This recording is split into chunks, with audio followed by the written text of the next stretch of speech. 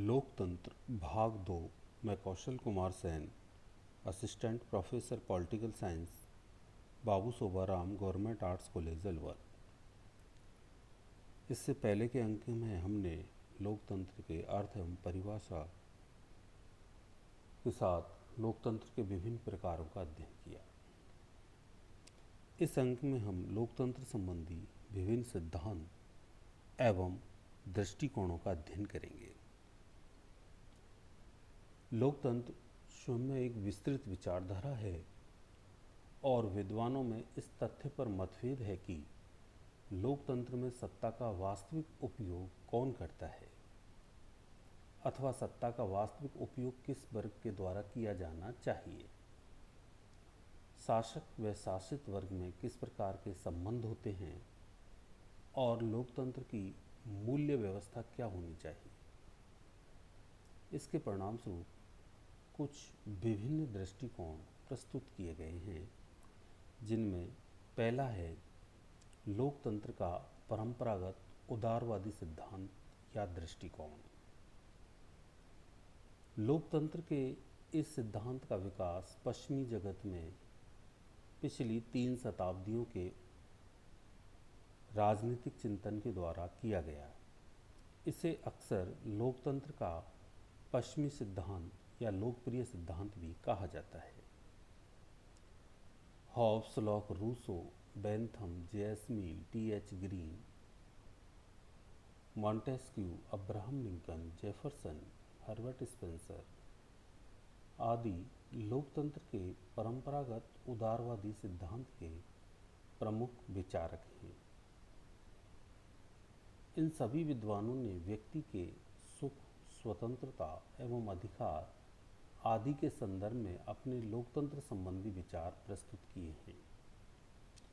यह विचारधारा मानती है कि व्यक्ति बुद्धिमान प्राणी है तथा अपना हित अहित समझने की शक्ति रखता है। सभी व्यक्ति मूलतः समान हैं। शासन का गठन उदार लोकतांत्रिक संविधानवाद के अनुसार होना चाहिए, अर्थात शासन सीमित होना चाहिए। शासन की शक्ति का आधार जनता की इच्छा होती है, अतः सरकार राजनीतिक सत्ता की मात्र दृष्टि होती है। व्यक्ति को नागरिक स्वतंत्रताएं व अधिकार प्राप्त होने चाहिए। इनकी रक्षा के लिए एक स्वतंत्र एवं निष्पक्ष न्यायपालिका होनी चाहिए। निश्चित अवधि के बाद स्वतंत्र एवं निष्पक्ष चुनाव होने चाहिए।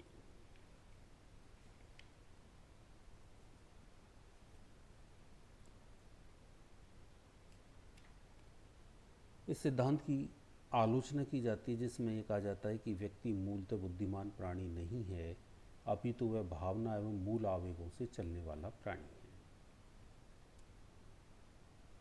सभी व्यक्ति समान नहीं होते, जबकि व्यक्तियों के बीच में राजनीतिक समानता जैसी कोई समानता नहीं पाई जाती। जनता द्वारा शासन के संचालन का सिद्धांत हानिकारक है। इससे लोकतंत्र भीड़ तंत्र में बदल जाता है। व्यवहार में लोकतंत्र का संचालन विशिष्ट वर्ग या अभिजन वर्ग द्वारा किया जाता है। इस प्रकार ये लोकतंत्र के परंपरागत उदारवादी सिद्धांत की आलोचनाएं हैं।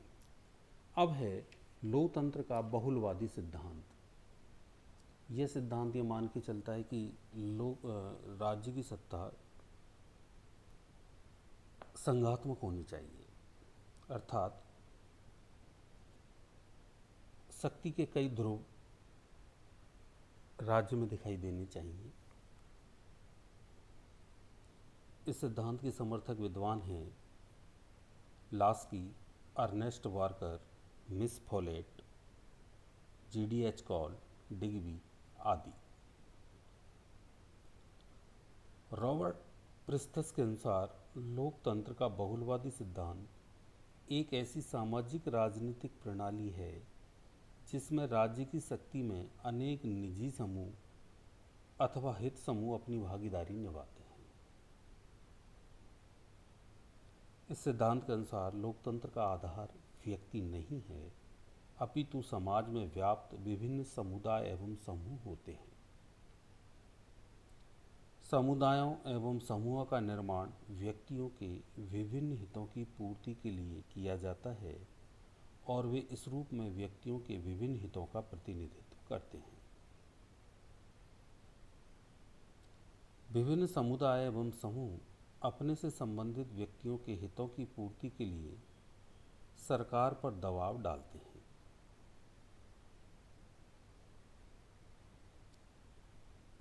लोकतंत्र का बहुलवादी सिद्धांत इस तथ्य पर बल देता है कि राज्य की शक्ति सीमित होनी चाहिए।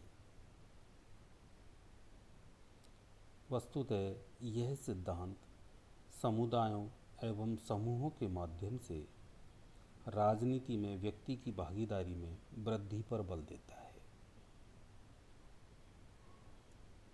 विद्वानों द्वारा लोकतंत्र के बहुलवादी सिद्धांत की आलोचना की गई है और कहा गया है कि यह सिद्धांत व्यक्ति की तुलना में समुदायों एवं समूहों को अधिक महत्व देता है। इस सिद्धांत के समर्थकों में राजनीतिक समुदाय अर्थात राज्य एवं अन्य समुदायों की पारस्परिक स्थिति के बारे में मतभेद है। तीसरा, यह सिद्धांत व्यक्ति की स्वतंत्रता की रक्षा के लिए राज्य के विरुद्ध अन्य समुदायों की शक्ति पर बल देता है। यह है राज्य का या लोकतंत्र का बहुलवादी सिद्धांत। तीसरा है लोकतंत्र का विशिष्ट वर्गीय सिद्धांत।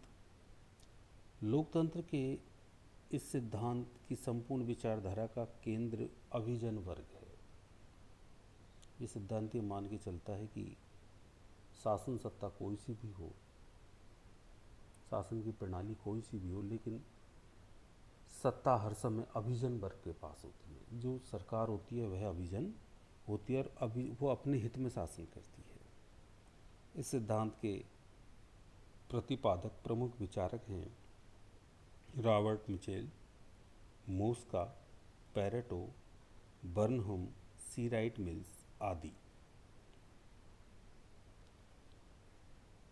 रॉबर्ट मिचेल्स एक जर्मन विचारक हैं और उन्होंने अपने विचार द पॉलिटिकल पार्टीज नामक ग्रंथ में प्रस्तुत किए हैं, जबकि मोस्का इटालवी विचारक हैं जिन्होंने अपने विचार द रूलिंग क्लास नामक पुस्तक में प्रस्तुत किए हैं। शासन का ये सिद्धांत ये मान के चलता है कि शासन का रूप कुछ भी हो, वास्तव में शासन की सत्ता एक ऐसे अल्पसंख्यक वर्ग में निहित होती है जो उस समाज का अभिजन वर्ग होता है। यह तथ्य अन्य शासन प्रणालियों की तरह ही लोकतंत्र पर भी लागू होता है। ये सिद्धांत ये मान के चलता है कि लोकतंत्र चाहे आप जनता का शासन कहें, लेकिन इसमें शासन की सत्ता हर समय अभिजन वर्ग के पास होती है। लोकतंत्र का अर्थ जनता का शासन समझना अनुचित है, क्योंकि व्यवहार में जनता द्वारा शासन संभव है ही नहीं।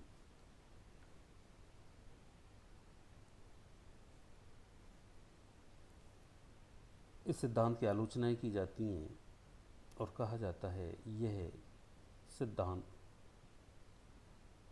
लोकतंत्र की विचारधारा के विपरीत है। लोकतंत्र व्यक्ति को एक बौद्धिक प्राणी मानता है, किंतु लोकतंत्र का अभिजन वर्गीय सिद्धांत सामान्य व्यक्ति को एक ऐसा अबौद्धिक प्राणी मानता है जो भावनाओं एवं मूल प्रवृत्तियों से संचालित होता है।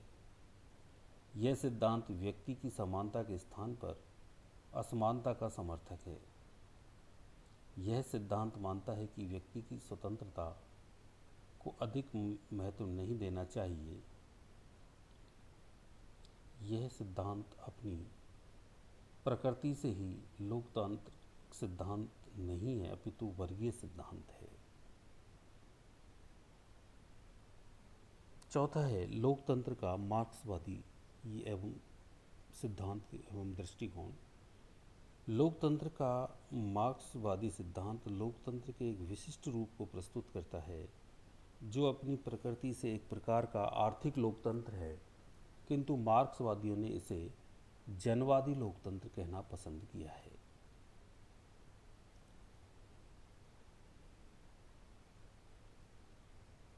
इस सिद्धांत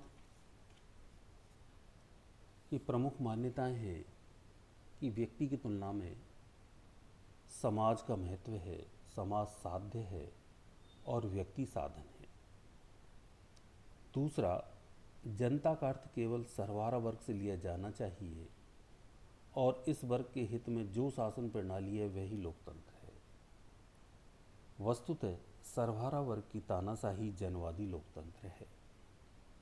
तीसरा, लोकतंत्र का वास्तविक अर्थ आर्थिक समानता व आर्थिक स्वतंत्रता है और इसकी स्थापना तब ही हो सकती है जब आर्थिक उत्पादन व वितरण के सभी साधनों का समाजीकरण कर दिया जाए। मार्क्सवादी लोकतंत्र सर्वहारा वर्ग का लोकतंत्र है। मार्क्सवादी लोकतंत्र का आधार मार्क्सवादी संविधानवाद है, जो लोकतांत्रिक केंद्रवाद के सिद्धांत पर जोर देता है। इसके परिणाम स्वरूप मार्क्सवादी लोकतंत्र में व्यवहार में सत्ता के केंद्रीकरण की प्रवृत्ति बहुत प्रबल होती है। मार्क्सवादी लोकतंत्र के समर्थकों का मत है कि वास्तविक एवं पूर्ण लोकतंत्र तो समाज की साम्यवादी अवस्था में ही पाया जा सकता है, जो समाज की वर्गहीन एवं राज्यविहीन अवस्था होगी। साम्यवादी लोकतंत्र उत्पादन एवं वितरण के साधनों को समाज के नियंत्रण में रखना चाहता है, ताकि किसी व्यक्ति या वर्ग के पास धन का संचय नहीं हो और शोषण बचाया जा सके। इस सिद्धांत पर आधारित है। इसमें सर्वहारा वर्ग की तानाशाही का ये समर्थन करता है और उसे ही वास्तविक लोकतंत्र मानता है। साथ ही मार्क्सवादी लोकतंत्र लोकतांत्रिक केंद्रवाद के सिद्धांत पर आधारित होता है, अर्थात कोई भी नियम कानून बनाते समय इसमें जनता की सलाह लेनी चाहिए, लेकिन एक बार जनता द्वारा निर्णय हो जाने के उपरांत जब कानून बन जाए फिर जनता को इसमें संशोधन का अधिकार नहीं होना चाहिए। अर्थात संपूर्ण शक्ति इसमें सरकार में या एक ही दल में केंद्रित हो जाती है। इस सिद्धांत की आलोचना ये की जाती है कि यह सामाजिक हित पर अत्यधिक बल देकर व्यक्ति की उपेक्षा करता है। यह सिद्धांत लोकतंत्र का अर्थ सर्वहारा वर्ग की तानाशाही मानता है, जबकि लोकतंत्र न केवल सभी वर्गों का शासन होता है, अपितु यह सभी प्रकार की तानाशाही का विरोध भी होता है। लोकतंत्र का अंतिम सिद्धांत है लोकतंत्र का समाजवादी सिद्धांत एवं दृष्टिकोण। यह है लोकतांत्रिक समाजवाद के सिद्धांत पर आधारित, अर्थात इसमें लोकतंत्र और समाजवाद अर्थात मार्क्सवाद दोनों के सिद्धांतों का समन्वय किया गया है। यह उदारवादी लोकतंत्र में निहित व्यक्ति की राजनीतिक स्वतंत्रता तथा मार्क्सवादी लोकतंत्र में निहित आर्थिक समानता के आदर्शों को एक साथ ही प्राप्त करना चाहता है। लोकतंत्र को समाजवादी सिद्धांत लोकतंत्र का समाजवादी सिद्धांत लोकतंत्र के जिस स्वरूप पर बल देता है उसे प्राय लोकतांत्रिक समाजवाद कहा जाता है। आर्थिक समानता के उद्देश्य की प्राप्ति के लिए लोकतंत्र के समाजवादी सिद्धांत के विभिन्न समर्थकों ने अनेक उपायों एवं साधनों पर विचार किया है। संसद द्वारा कानून बनाकर बड़े एवं आधारभूत उद्योगों का राष्ट्रीयकरण किया जा सकता है और उनके प्रबंध में मजदूरों की भागीदारी बढ़ाई जा सकती है। प्रगतिशील कर प्रणाली लागू करके संपन्न वर्ग पर करों की मात्रा बढ़ाई जा सकती है और इस प्रकार से प्राप्त राजस्व को निर्धन वर्ग के कल्याण पर व्यय किया जा सकता है।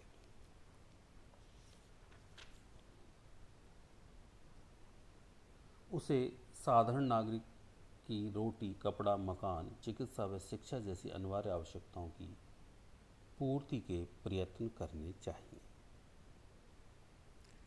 इस प्रकार ये लोकतंत्र के कुछ सिद्धांत हुए।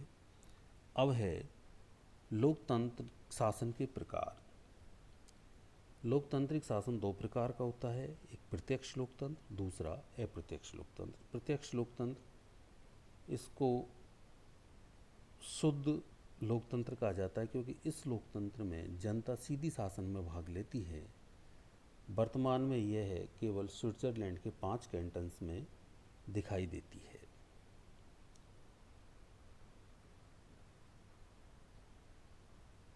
प्रत्यक्ष लोकतंत्र के लिए आवश्यक शर्त है कि राज्य का आकार छोटा होना चाहिए क्योंकि तभी जनता शासन में सीधी भाग ले सकती है। वर्तमान में बड़े बड़े विशाल राज्यों में प्रत्यक्ष लोकतंत्र संभव नहीं है, इसलिए अप्रत्यक्ष लोकतंत्र को अपनाया गया है।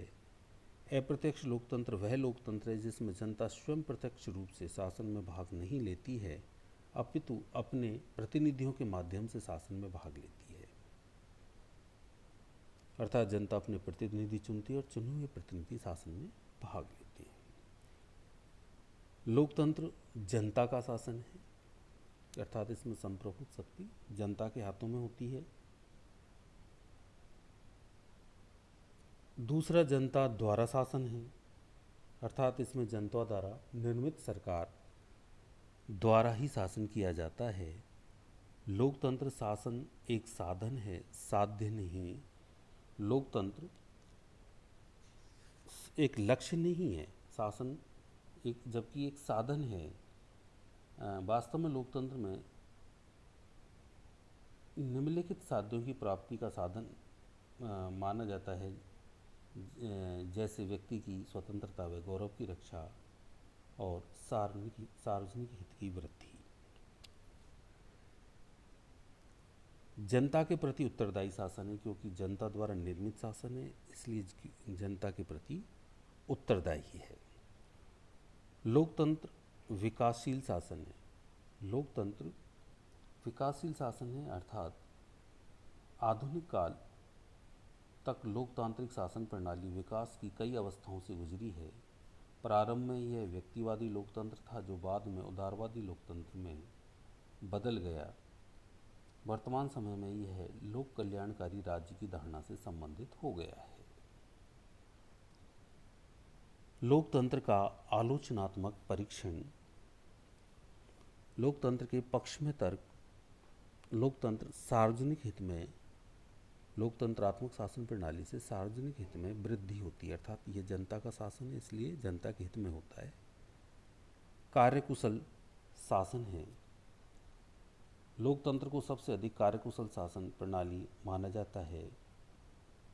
इस प्रणाली में शासन में नीतियां जनमत के अनुसार बनाई जाती हैं, अतः इनको लागू करने में जन सहयोग मिलता है। तीसरा है सार्वजनिक शिक्षा का साधन है। लोकतांत्रिक शासन में जनता सार्वजनिक समस्याओं पर विचार करती है और अपनी राय प्रकट करती है। नैतिक शिक्षा का साधन है। लोकतंत्र शासन व्यक्ति को नैतिक शिक्षा भी प्रदान करता है। लॉवेल के अनुसार लोकतंत्र व्यक्ति की नैतिकता व पवित्रता की भावना को मजबूत करता है। देशभक्ति की शिक्षा मिलती है, अर्थात लोकतंत्र राष्ट्र प्रेम की भावना का भी विकास करता है। लोकतंत्र में राज्य को किसी शासक वर्ग की संपत्ति नहीं माना जाता, अपितु उसे जनता की संपत्ति माना जाता है। क्रांति से सुरक्षा। क्रांति की आवश्यकता ऐसे राज्यों में होती है जहाँ शासन की शक्ति किसी एक वर्ग के हाथों में होती है और वह वर्ग जनता के हित की उपेक्षा करके शासन करता है, किंतु लोकतंत्र में क्रांति की आवश्यकता होती ही नहीं है। समानता और स्वतंत्रता पर आधारित शासन है। लोकतंत्र व्यक्ति की समानता व स्वतंत्रता की धारणा को स्वीकार करता है। यह व्यक्तियों में जाति, भाषा, धर्म, धन आदि के आधार पर भेदभाव नहीं मानता। ये हुए लोकतंत्र के पक्ष में तर्क। अब है लोकतंत्र के विपक्ष में तर्क। लोकतंत्र की व्यक्ति संबंधी धारणा भ्रमपूर्ण। ये माना जाता है कि लोकतंत्र व्यक्ति को बुद्धि व विवेक संपन्न मानता है, अतः उसे मताधिकार देता और मानता है कि वह राजनीतिक मामलों में परिपक्व निर्णय देने में समर्थ है। किंतु आलोचकों का मत है कि व्यक्ति मूलतः एक अबौद्धिक प्राणी है जो अपने मूल संवेगों व आवेगों से संचालित होता है, और इसलिए व्यक्तियों को जब मताधिकार दे दिया जाता है तो हमें व्यवहार में लोकतंत्र की जगह भीड़ तंत्र मिलता है। अयोग्यता का शासन है। किसी भी समाज में हमेशा ही विद्वानों की तुलना में मूर्खों की संख्या अधिक होती है, अतः लोकतंत्र में बहुसंख्यक मूर्खों द्वारा एक मूर्ख सरकार का निर्वाचन होता है। तीसरा है शैक्षिक महत्व का दावा भ्रमपूर्ण। लोकतंत्र के बारे में दावा पूरी तरह से भ्रमपूर्ण है कि यह व्यक्ति को नागरिक शिक्षा, नैतिक शिक्षा और राष्ट्र प्रेम की शिक्षा देता है। लोकतांत्रिक स्वतंत्रता और समानता भ्रमपूर्ण। जैसा लोकतंत्र का विजन वर्ग मानता है कि लोकतंत्र में समानता का सिद्धांत एक भ्रमपूर्ण सिद्धांत है। अगला है राजनीतिक दलों का कुप्रभाव पड़ता है। राजनीतिक दल अपनी विचारधारा का जो प्रसार करते हैं और अपने हितों, अपनी स्वार्थ सिद्धि के लिए जो एजेंडा रखते हैं उसका लोगों पर कुप्रभाव पड़ता है। लोकतंत्र को उत्तरदायी शासन प्रणाली माना जाता है, जबकि लोकतंत्र के आलोचक लोकतंत्र को अनुत्तरदायी शासन प्रणाली मानते हैं।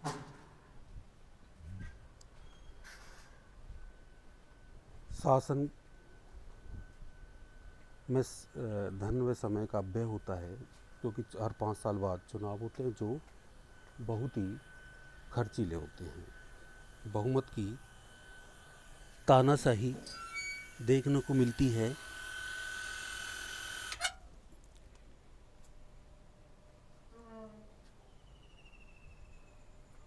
क्योंकि लोकतंत्र के दूसरे रूप जिसे अप्रत्यक्ष लोकतंत्र कहते हैं, उसमें सरकार वही दल बनाता है जिसका संसद में बहुमत होता है, और प्राय ये देखा जाता है कि यह बहुमत पूरी तानाशाही 5 साल तक करता है। अगली आलोचना है मतदाता उदासीनता का परिचय देते हैं, अर्थात मतदाता चुनाव के समय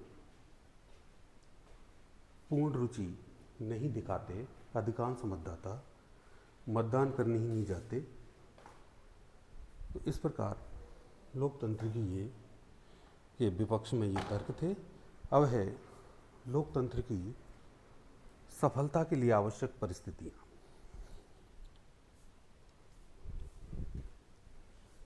पहला है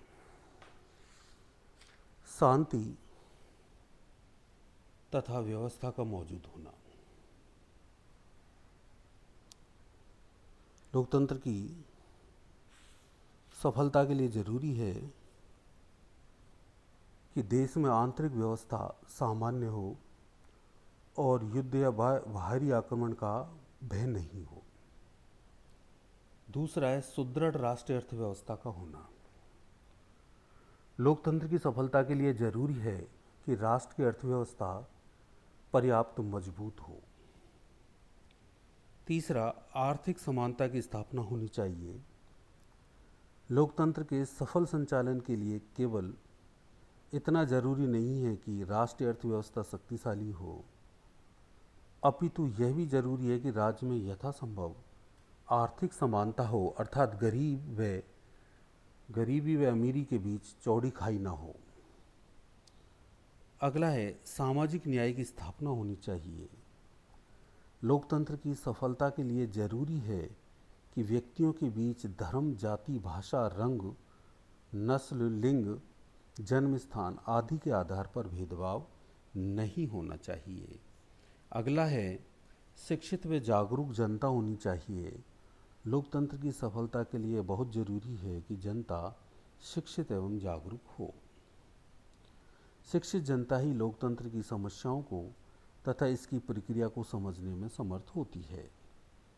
अगला है जनमत निर्माण के स्वतंत्र साधन। लोकतंत्र की सफलता के लिए जनमत निर्माण के साधनों की स्वतंत्रता भी आवश्यक है। इसका अर्थ है कि प्रेस, साहित्य, रेडियो, सिनेमा, दूरदर्शन आदि पर सरकारी नियंत्रण नहीं होना चाहिए और सभा व सम्मेलन आयोजित करने की और संगठन बनाने की स्वतंत्रता होनी चाहिए। अगला है नागरिक, नैतिक व राष्ट्रीय चरित्र। जब किसी समाज में नागरिक, नैतिक व राष्ट्रीय चरित्र श्रेष्ठ होता है तो वहाँ लोकतंत्र की सफलता की बहुत उम्मीद होती है। ऐसे समाज में व्यक्ति अपने अधिकारों व कर्तव्यों का उचित प्रयोग करते हैं। अगला है सत्ता का विकेंद्रीकरण। अधिनायक तंत्र का आधार है सत्ता का केंद्रीकरण और लोकतंत्र का आधार है सत्ता का विकेंद्रीकरण। सत्ता का विकेंद्रीकरण होने पर ही जनता के विभिन्न वर्ग शासन के कार्यों में भाग लेते हैं और लोकतंत्र को सफल बनाते हैं। अगला है नागरिक स्वतंत्रताएं।